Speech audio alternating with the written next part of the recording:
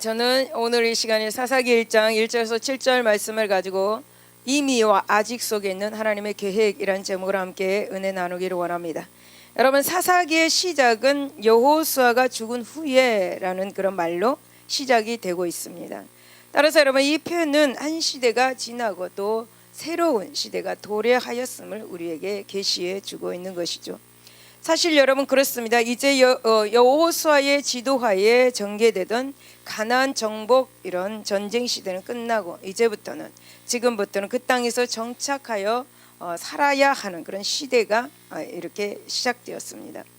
여러분, 모세의 후계자로 택함 받는 이 여호수아는 이스라엘 백성들을 이끌고 요단강을 건너서 길갈에서 7년 정도에 걸쳐서 가나안 정복 전쟁을 치렀습니다. 그 결과에 여호수아는 가나안 땅의 주요 성읍과 거점들을 거의 정복하였습니다. 그리고 이제는 제비 뽑기를 통해서 가나안 땅을 이스라엘 각 지파들에게 적절히 그렇게 분배하였습니다. 이런 막중한 사명을 다한 여호수아는 가나안 입성 16년째 되는 해에 110세에 임종하였습니다. 자기의 그 기업인 딥나세라의 땅에 장사되었습니다. 그런데 여호수아가 죽은 후 이스라엘은 모세와 그리고 여호수아 같은 강력한 그런 뛰어난 지도자가 없었습니다. 그리고 각 지파들이 분배받은 가나안 땅에는 아직껏 정복하지 못한 족속과 그리고 성읍들이 있었습니다. 따라서 여러분, 정복되지 않는 가나안 족속들을 내쫓고 정복하는 일은 각 지파의 몫으로 주어졌던 것이죠. 이렇게 이스라엘 백성들, 이스라엘 지파들이 각 분배받은 그 땅에서 정착해 나가는 과정에서 그 땅에 아직껏 남아있는 그런 가나안 족속들과 갈등과 그리고 투쟁의 역사가 바로 써진 것이 바로 사사기입니다. 그렇다면 이제 본문을 통해서 하나님께서 우리에게 말씀하시는 것이 무엇인지 한번 살펴보도록 하겠습니다. 우리는 이미와 아직 속에 살아있는 그런 사람들입니다. 여러분, 1절을 보면 여호수아가 죽은 후에 이스라엘 자손이 여호와께 여쭈어 이르되 우리 가운데 누가 먼저 올라가서 가나안 족속과 싸우리까? 라고 그렇게 말합니다. 여러분, 이스라엘 백성들은 여호수아가 죽은 후에 각 지파별로 자기가 할당받은 그 영토 내에서 이제 가나안 족속을 완전히 쫓아내기를 원했습니다. 그래서 3단계 정복 전쟁을 이제 시도하고자 하였습니다. 여러분, 사실 이스라엘 백성들은 이미 약속의 땅을 정복하여서 정착해 가고 있었습니다. 하지만 그렇다고 가나안 땅을 전체 다 차지하는 것은 아니었습니다. 그들은 가나안의 주요 거점만 정복하였고 이스라엘 백성들 아직은 가나안 땅을 안전하게 정복하지는 하지 않았습니다. 그들은 여러분, 자기들이 정착할 땅을 도면으로만 분배를 받았습니다. 하지만 여러분, 땅에는 아직도 가나안 족속들이, 그렇게 거대한 가나안 족속들이 살고 있었습니다. 여러분, 따라서 그들은 이제 자신들에게 주어진 땅을 완전히 차지하기 위해서 각 지파별로 남은 그 가나안 거민들과 그 족속들과 맞서서 싸워야만 하였습니다. 여러분, 마찬가지로 오늘 우리들 또한 이미와 아직 그런 사이에 살아가고 있습니다. 우리는 여러분, 예수 그리스도를 영접하는 순간에 이미 영원한 가나안 땅 곧 천국을 소유하게 되었습니다. 그러나 여러분, 우리는 아직 천국을 완전히 소유하지는 못했습니다. 여러분, 우리는 예수 그리스도를 영접하는 순간 천국을 소유하게 되었지만 또한 여전히 이 땅에서의 죄의 영향을 받고 살아가고 있습니다. 여러분, 특별히 창세기 3장 15절의 말씀을 보면 사단은 그리스도의 그 십자가 그 죽음과 부활로 자신의 머리가 상하는 치명상을 입었습니다. 하지만 사단은 완전 패배를 인정하지 않았습니다.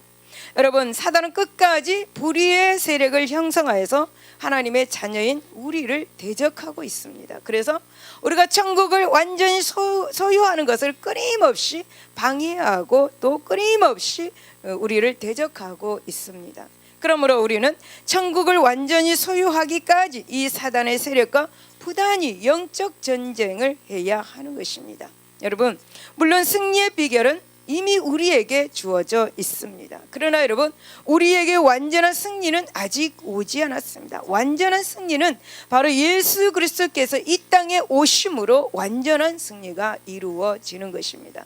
여러분, 예수님이 이 땅에 오시기 전에는 우리는 그 승리를 이루어 가야 합니다.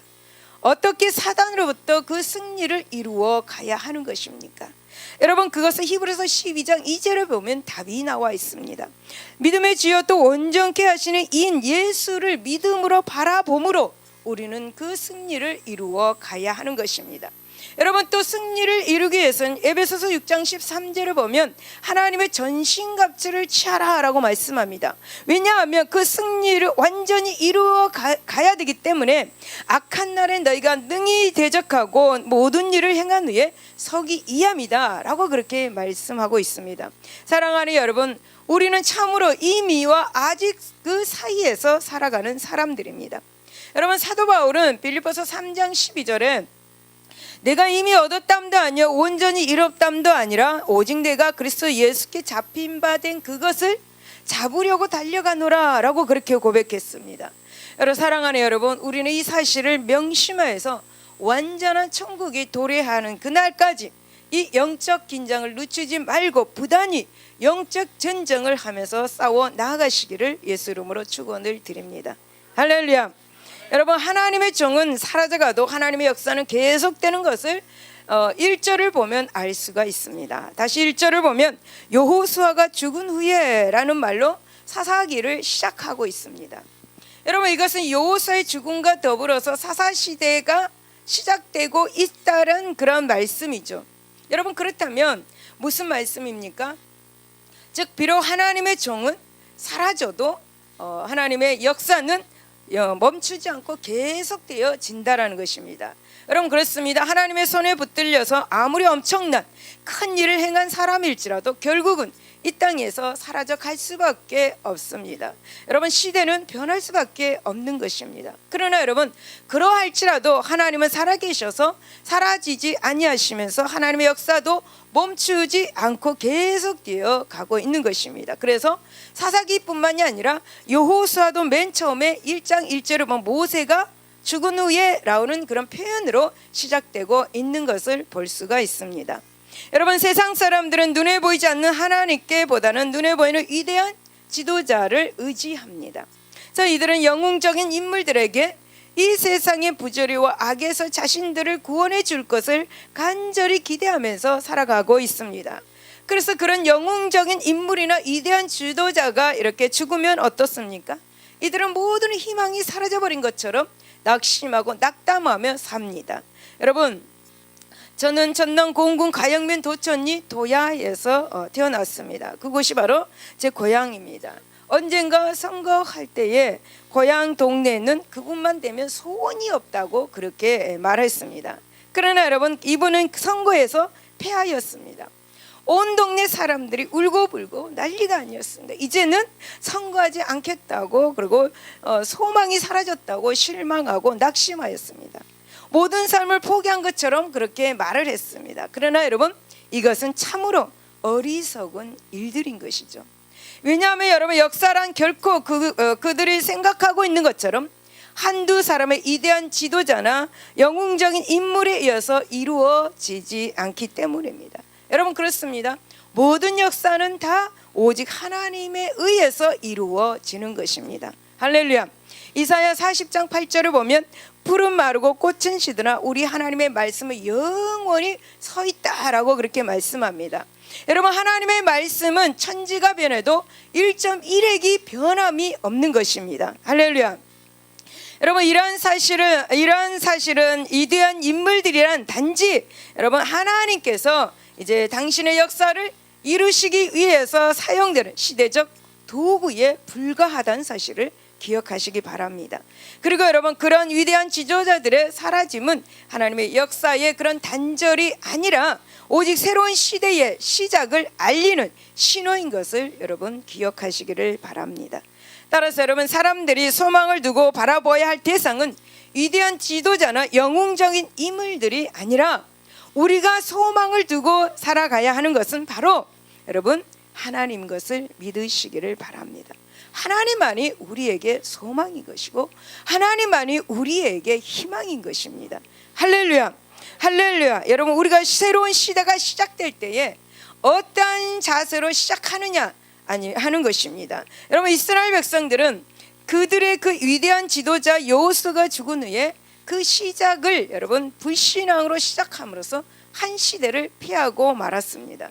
여러분, 왕상 22장 3절을 보면 내 하나님 여호와의 명령을 지켜 그 길로 행하여 그 법률과 계명과 율법과 율례와 증거를 모세의 율법에 기록된 대로 다 지켜라. 그리하면 네가 무엇을 하든지 어디로 가든지 형통할 것이다 라고 그렇게 말씀합니다. 여러분, 이스라엘 백성들은 하나님의 말씀을 지키지 않음으로 실패하고 말았습니다. 그러므로 여러분, 우리는 이 시대를 시작하고 살아가면서 여러분, 하나님의 새 역사를 믿음으로 바라보며 나아감으로써 성공적인 삶을 사시기를 예수 이름으로 축원을 드립니다. 할렐루야.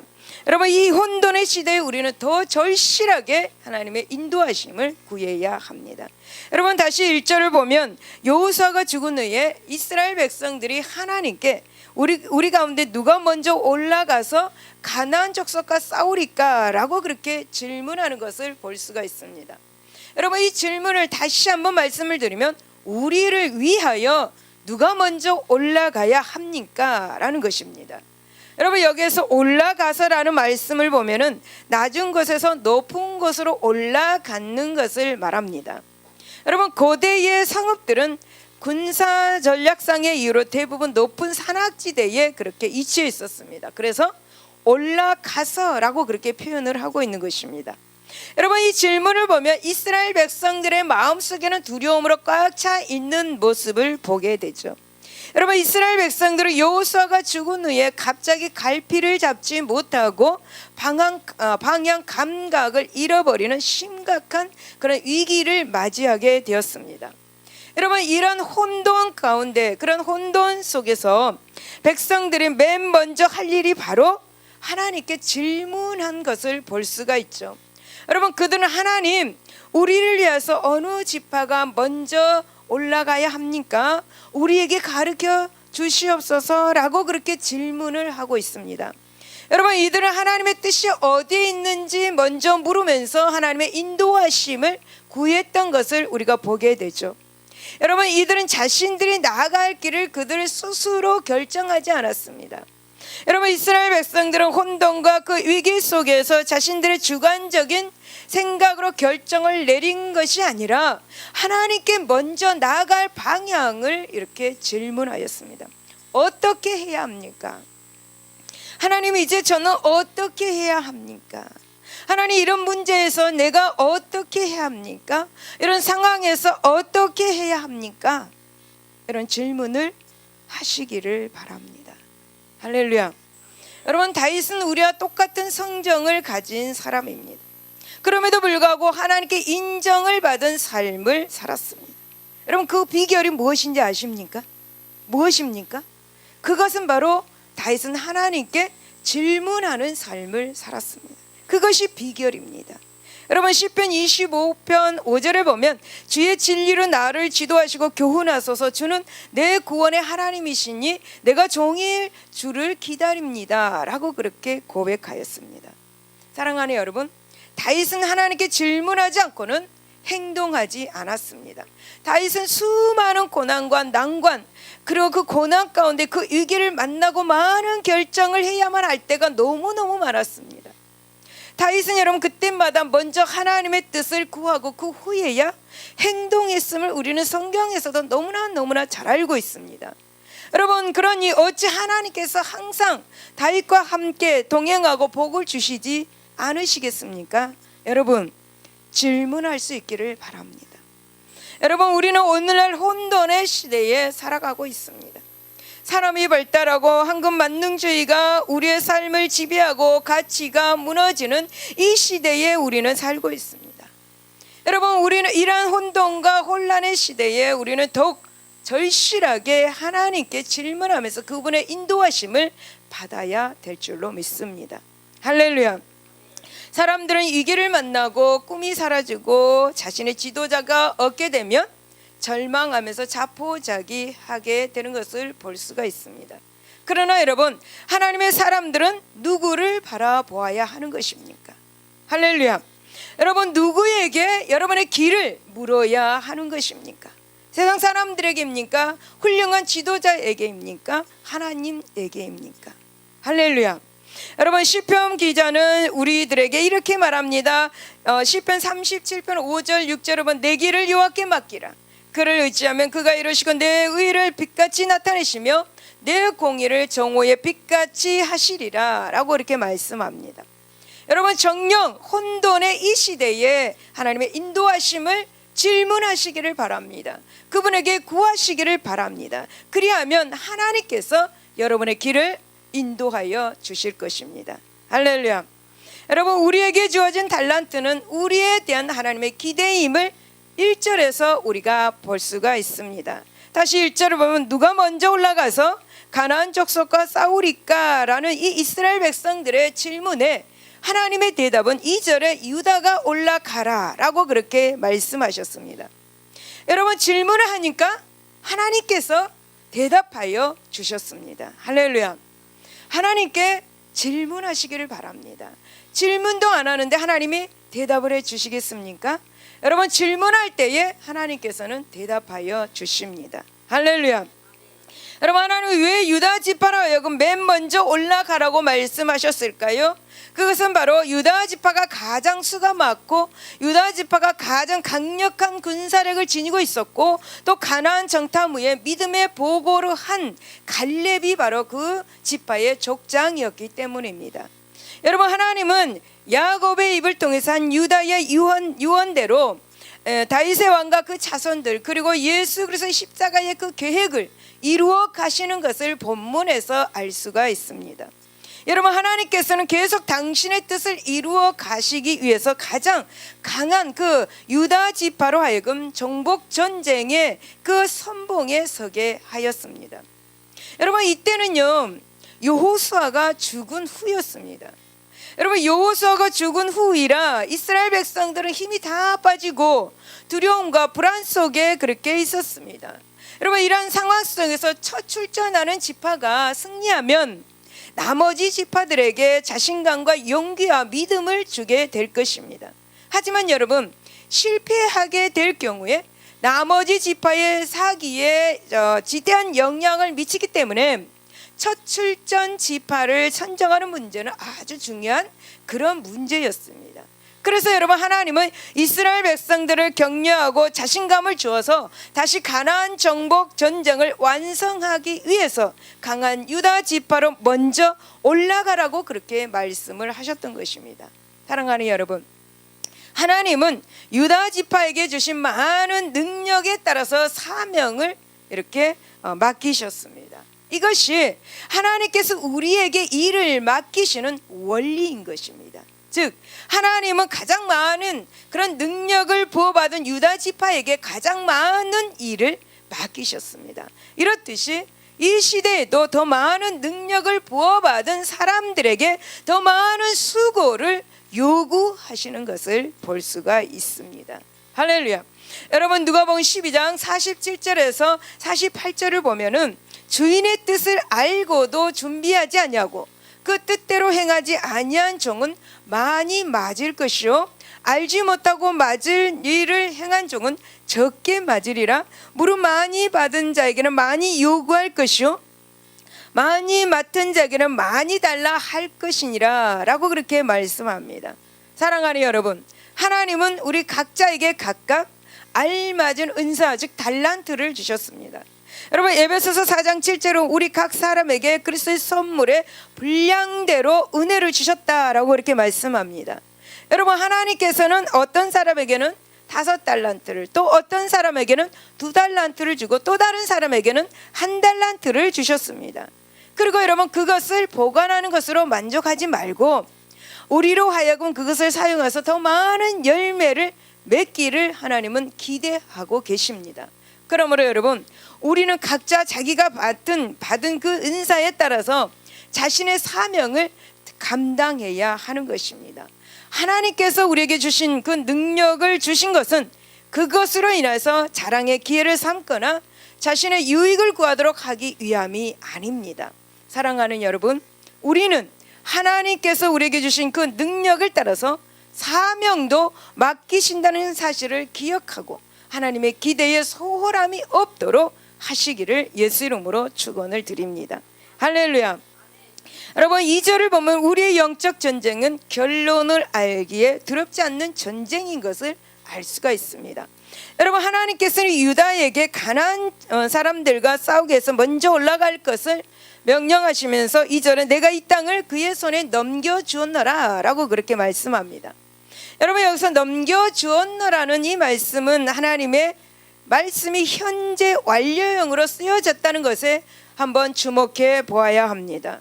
여러분, 무슨 뜻입니까? 이것은 앞으로 되어질 일도 또 현재 진행되고 있는 일도 아니고 이미 끝난 상태라는 그런 말씀입니다. 이처럼 여러분, 하나님께서는 아직 일어나지 않는 미래의 일을 현재 완료형으로 표현하셨습니다. 그렇다면 무엇입니까? 여러분, 그것은 여러분 이 일이 아직 이루어지지는 않았습니다. 하지만 이미 이루어진 것이나 다름없을 정도로 확실한 일이다라는 것입니다. 여러분, 이것은 유다 지파가 전쟁에 나가면 반드시 승리할 것이라는 하나님의 확고한 그런 보장이고 이스라엘 백성들에게 확신을 심어주는 그런 말씀입니다. 떨고 있는 이스라엘 백성들에게 이렇게 너희는 승리하였다라고 이렇게 말씀해 주시는 그런 말씀입니다.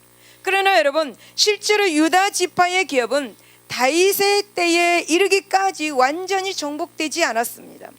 가나안 땅 전체 왕정 시대까지는 이스라엘 백성들의 손안에 완전하게 주어지지 않았습니다. 여러분, 이스라엘 백성들이 믿음으로 그 땅을 쳐서 자신의 소유로 만들기까지는 많은 세월이 흘러야 했습니다. 즉, 하나님이 그들의 손에 주셨다고 분명히 말씀하신 이 땅을 차지하기 위해서는 하나님의 말씀을 신뢰하고 행동하는 믿음이 반드시 필요했던 것입니다. 따라서 유다 지파는 단지 행동하고 믿음을 가지고 올라가서 적들과 싸우기만 하면 되는 것이었습니다. 순종하기만 하면 되는 것이었습니다. 여러분, 이미 승리해 놓은 싸움 순종하기만 하면 되는 것입니다. 할렐루야. 사랑하는 여러분, 하나님은 항상 우리에게 모든 것을 완전하게 완성품으로 만들어 주시지는 않습니다. 미완의 작품을 우리에게 넘겨주시면서 내가 그것을 너희에게 확실하게 줄 것이니 너희는 그 작품을 이루어 가라 라고 그렇게 명령을 하십니다. 여러분, 이처럼 하나님은 이미 승리와 완성을 확실히 보장해 주시면서 맡기시는 당신의 그 일들을 통해서 우리들의 철저한 믿음과 순종을 요구하고 계시는 것이죠. 여러분, 이처럼 하나님께 승리를 보장받은 사람들은 믿음과 순종만 있으면 아무것도 두려워할 필요가 없습니다. 왜 그렇습니까? 요한일서 4장 4절을 보면 자녀들아 너희는 하나님께 속하였고 또 그들을 이겼나니 이는 너희 안에 계신 이가 세상에 있는 자보다 크다라고 하셨기 때문입니다. 할렐루야. 여러분, 이것은 마치 결과를 이미 알고 있는 축구 경기의 재방송을 보는 것과 같습니다. 즉, 여러분, 이미 우리 편이 패할 것을 두려워할 필요가 없습니다. 여러분, 이처럼 이미 승리하였다는 사실을 알고 있는 이 축구 경기의 재방송을 볼 때에 우리 편이 패할 것을 두려워할 필요가 없습니다. 맞죠? 여러분, 이처럼 이미 승리하였다라는 그 결론을 알고 싸우는 자들은 그 과정을 두려워할 필요가 없는 것입니다. 사랑하는 여러분, 오늘날 우리는 치열한 영적 전쟁을 치르고 살아가고 있습니다. 즉, 오늘날 우리들 역시 하나님께로부터 이미 영적 전쟁에서의 승리를 보장받았습니다. 따라서 비록 우리가 이 영적 전쟁에서 때때로 수세에 이렇게 밀려서 몰릴 수 있습니다. 하지만 전혀 두려워할 필요가 없다라는 그런 말입니다. 할렐루야. 그렇습니다. 여러분, 우리들의 영적 전쟁은 승리가 보장된 전쟁입니다.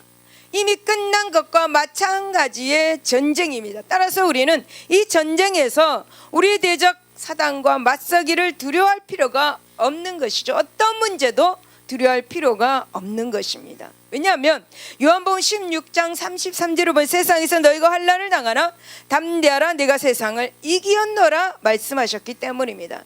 여러분, 예수님께서 십자가에서 이미 이겨놓으셨기 때문에 우리는 두려워할 필요가 없는 것입니다. 할렐루야. 그러므로 여러분, 우리는 오직 하나님께서 우리에게 주신 승리의 약속을 믿고 담대하게 사단의 세력에 대적할 때에 우리를 사랑하신 이로 말미암아 우리는 넉넉히 이기는 것입니다. 믿으시기를 예수 이름으로 축원을 드립니다.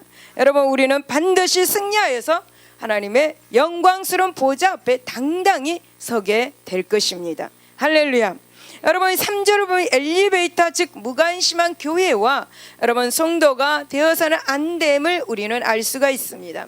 여러분, 3절을 보면 유다가 그의 형제 시몬에게 이르되 내가 제비 뽑아 얻은 땅에 나와 함께 올라가서 가나안 족속과 싸우자. 그리하면 나도 네가 제비 뽑아 얻은 땅에 함께 가리라 하니 이에 시몬이 그와 함께 가니라 라고 이렇게 말씀합니다. 여러분, 유다 지파는 이제 기업을 할당받은 시므온 지파에게 자기들이 제비 뽑아 얻은 땅에 함께 올라가서 가나안 족속과 함께 싸워준다면 자기들도 시므온 지파가 뽑은 이 땅에 함께 들어가게 주겠노라 라고 그렇게 싸워주겠다고 이렇게 말씀합니다.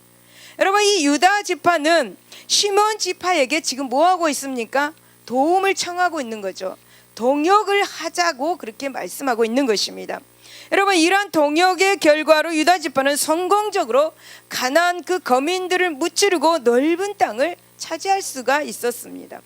여러분, 이러한 동역은 그 무엇보다도 소중한 성공의 비결이고 승리의 열쇠인 것입니다.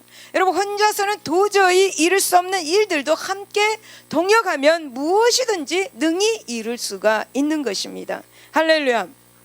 여러분, 모세가 애굽 땅에서 이스라엘 백성들을 이끌어내어서 40년 간을 성공적으로 이끌 수 있었던 것, 궁극적으로는 하나님께서 그와 함께 하셨기 때문입니다. 그러나 여러분, 좁게 보면은 아론과 훌 그리고 여호수아와 같은 동역자가 함께 동역하였기 때문입니다.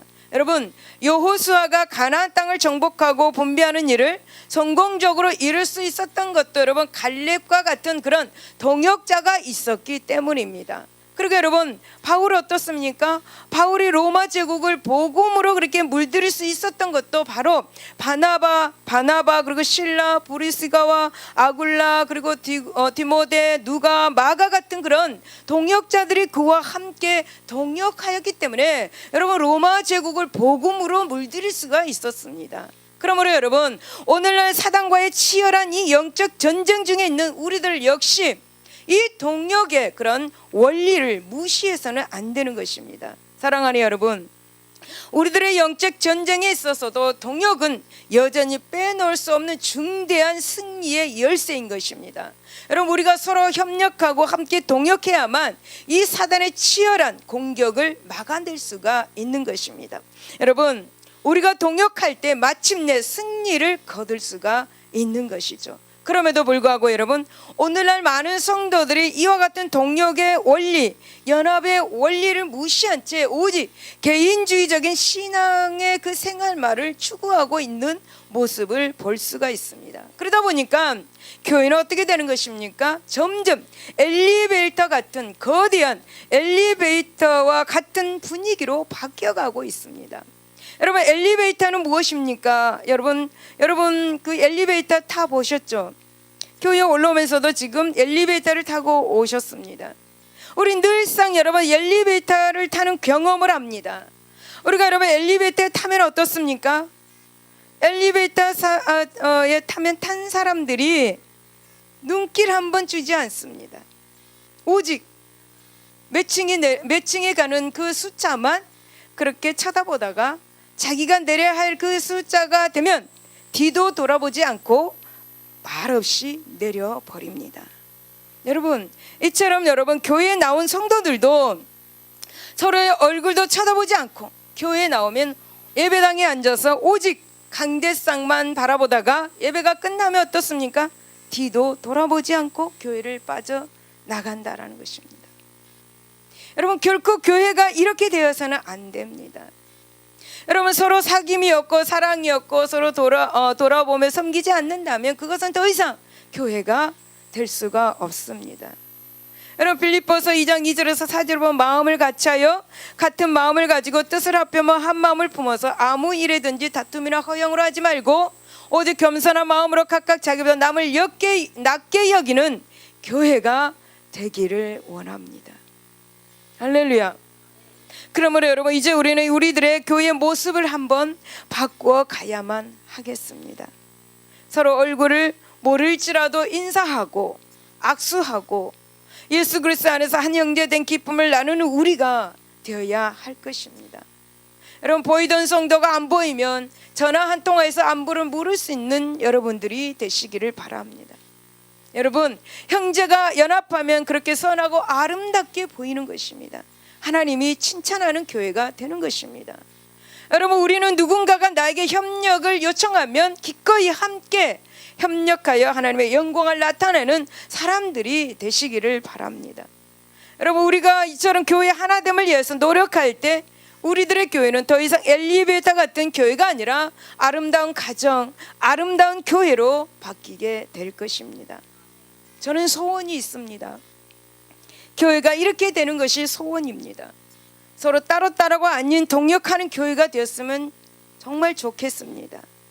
저와 여러분 동역하여 주시기를 예수 이름으로 축원을 드립니다. 결론입니다. 여러분, 유다 지파는 가나안 정복에서 하나님을 의지하여서 싸움으로 놀라운 성과를 거두었습니다. 그러나 그들은 철병거를 가진 가나안 거민들 앞에서 어땠습니까? 두려워서 떨었습니다. 그래서 이들은 다윗 시대에 이르기까지 수백 년의 세월을 가나안 족속들로 인하여서 고통당해만 했습니다. 이들은 의심과 온전하지 못한 신뢰로 하나님은 도우심을 받지 못했습니다. 그래서 그 결과 그들은 이 세상에서 고통스러운 삶을 살 수밖에 없었습니다. 여러분, 우리 또한 이러한 의심과 하나님에 대한 믿음이 없으면 이 세상에 살 때 고통스러운 삶을 살 수밖에 없습니다. 사랑하는 성도 여러분, 우리는 하나님께서 말씀하신 이미 승리해 놓으신 영적 싸움을 아직 싸우고 있습니다. 여러분, 우리는 이미와 아직 속에 있는 하나님의 계획 속에 살아가고 있습니다. 그러므로 여러분, 우리는 처음부터 끝까지 하나님의 말씀을 동일한 믿음으로 의지하시기를 바랍니다. 어떠한 장벽과 위기가 닥쳐도 우리는 이미 이겨놓은 싸움 속에서 아직 기도하며 나가야 하는 것입니다. 그래야 할 때에 여러분, 삶의 속에서 매일 승리할 수가 있습니다. 여러분, 우리는 이미 이겼습니다. 십자가에서 우리 이미 문제를 해결받았습니다. 우리는 모든 질병을 이미 치료받았습니다. 이를 믿으시기를 예수 이름으로 축원을 드립니다. 기도하겠습니다.